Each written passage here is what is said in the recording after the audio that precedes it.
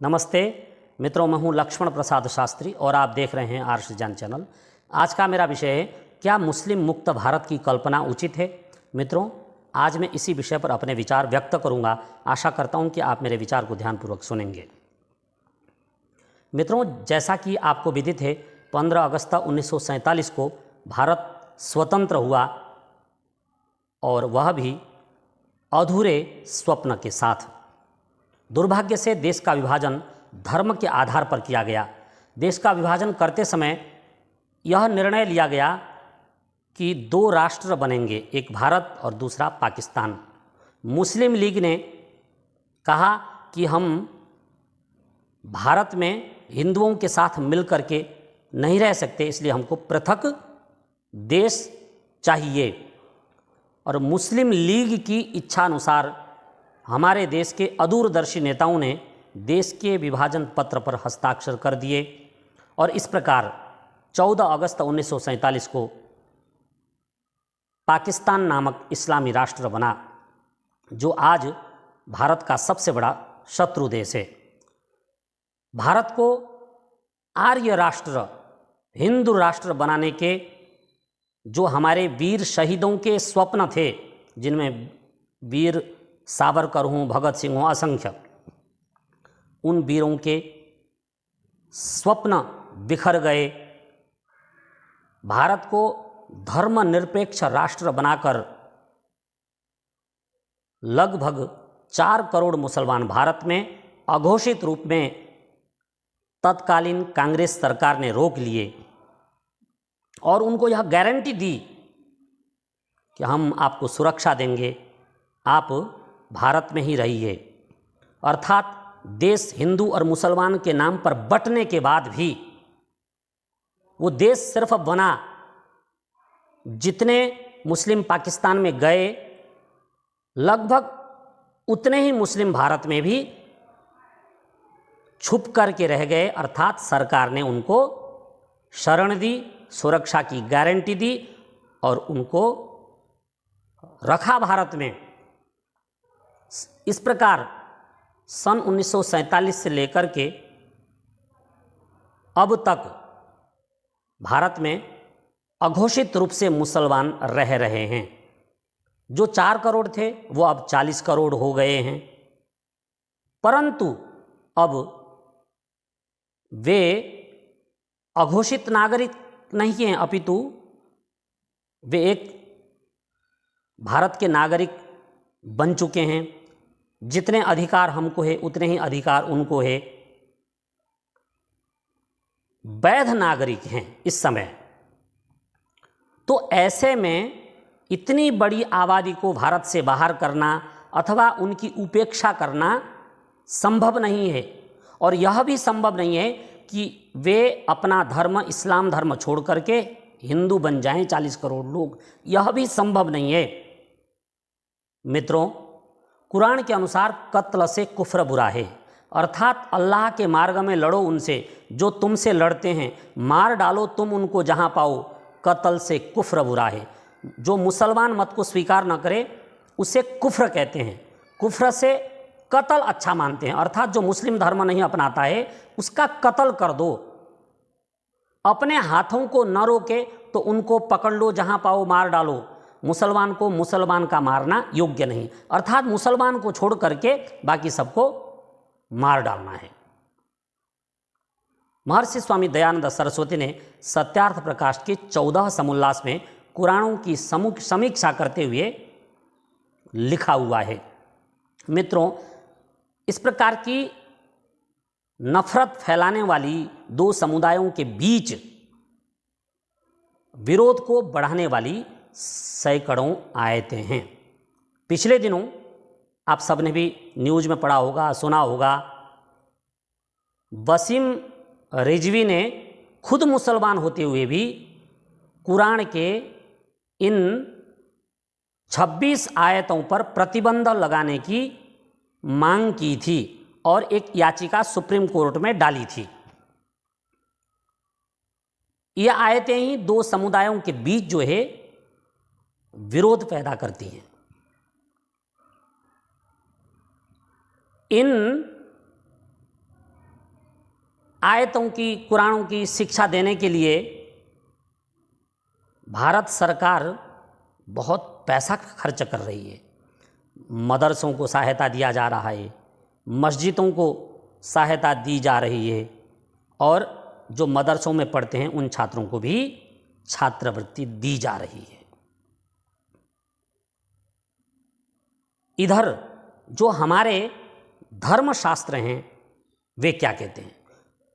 उनके जो धर्मशास्त्र हैं और उनका जो मुख्य ग्रंथ कुरान है, उसमें तो हिंदुओं को कत्ल करने का आदेश है, और वो इसी आधार पर जितने भी मुस्लिम राष्ट्र हैं, लगभग 56 इस्लामिक राष्ट्र, वे सब आए दिन भारत ही नहीं अपितु विश्व के हिंदुओं का कत्ल करने का जो है प्लान बना रहे हैं और लगातार कत्ल भी कर रहे हैं। और इधर हम क्या शिक्षा दे रहे हैं अपने गुरुकुलों में, विद्यालयों में, अपने घरों में अपने बच्चों को? अयम निजः परो वेति गणना लघुचेतसाम उदार चरिता नाम तु वसुधैव कुटुंबकम। यह मेरा है, यह तेरा है, यह क्षुद्रपन की सोच है। पूरी पृथ्वी के मनुष्य हमारे परिवार के सदस्य हैं। हम लोग तो पूरे मनुष्य जाति को एक ही परिवार के सदस्य मानते हैं, और ये लोग पूरे पृथ्वी के मनुष्य को दुश्मन मानते हैं। काफिर मानकर इनका कत्ल कर रहे हैं। मित्रों, अब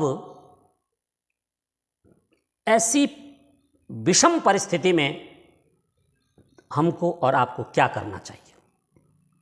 मैं कुछ सुझाव और उपाय आपको बता देता हूं। मैं इतना ही कहना चाहूँगा, उपनिषद की वे पंक्तियाँ मेरे मस्तिष्क में गूंज रही हैं। उत्तिष्ठत जाग्रत प्राप्य वरान निबोधत। उठो हिंदुओं, उठो आर्यों, जागो, अपनी शक्ति को पहचानो, अपने धर्म ग्रंथों को पढ़ो और पढ़ाओ, संगठित रहो, जातियों में मत बंटो, डरो मत, और मरने से तो बिल्कुल भी मत डरो। सठे साठ्यम समाचरित को अपनाओ। यदि कोई झुंड बनाकर तुम पर हमला करता है, आक्रमण करता है, तो तुम भी संगठित होकर झुंड बनाकर आक्रमण करो, नहीं तो नष्ट हो जाओगे। पाकिस्तान के हिंदू नष्ट हो गए, अफगानिस्तान के हिंदू नष्ट हो गए, और दुनिया में बहुत सारे ऐसे देश हैं जहां के हिंदू नष्ट हो गए, क्योंकि इन लोगों ने झुंडों में हमला किया और तुम अकेले अकेले लड़ते रहे। जब तक तुम अपना झुंड नहीं बनाओगे, तब तक तुम मुकाबला नहीं कर सकते। और एक बात, अंतिम बात कहना चाहता हूं। सभी समस्याओं का समाधान अगर तुम पाना चाहो, सभी समस्याओं का समाधान अगर तुम पाना चाहो, पढ़ो महर्षि दयानंद का अमर ग्रंथ सत्यार्थ प्रकाश। पढ़ो महर्षि दयानंद का अमर ग्रंथ सत्यार्थ प्रकाश। मित्रों, सत्यार्थ प्रकाशी एक ऐसा ब्रह्मास्त्र है जो 40 करोड़ मुसलमानों को 40 दिन में आर्य बना सकता है। अतः इस ग्रंथ को उन भाइयों तक पहुंचाओ। जब वे मुस्लिम भाई इस सत्यार्थ प्रकाश को पढ़ेंगे तो क्या करेंगे? उठकर खड़े हो जाएंगे। सबसे पहले आपसे गला लगाकर मिलेंगे। सत्यार्थ प्रकाश पढ़ते ही विरोधी नाचेंगे, कूदेंगे, हंसेंगे, और फिर वही होगा जो दुनिया में हम चाहेंगे। सत्यार्थ प्रकाश के पढ़ने से सतयुग आएगा। सतयुग आएगा, मैं विश्वास के साथ कहता हूं, अंधकार छंट जाएगा। बुद्धि की जो जड़ता है वो खत्म हो जाएगी और खत्म होगी जड़ पूजा। मंदिर, मस्जिद, चर्च, गुरुद्वारे, गिरजाघर, डेरे, प्रार्थना सभा, बौद्ध विहार, जैन मंदिर और अन्य असंख्य मतांतर और अन्य असंख्य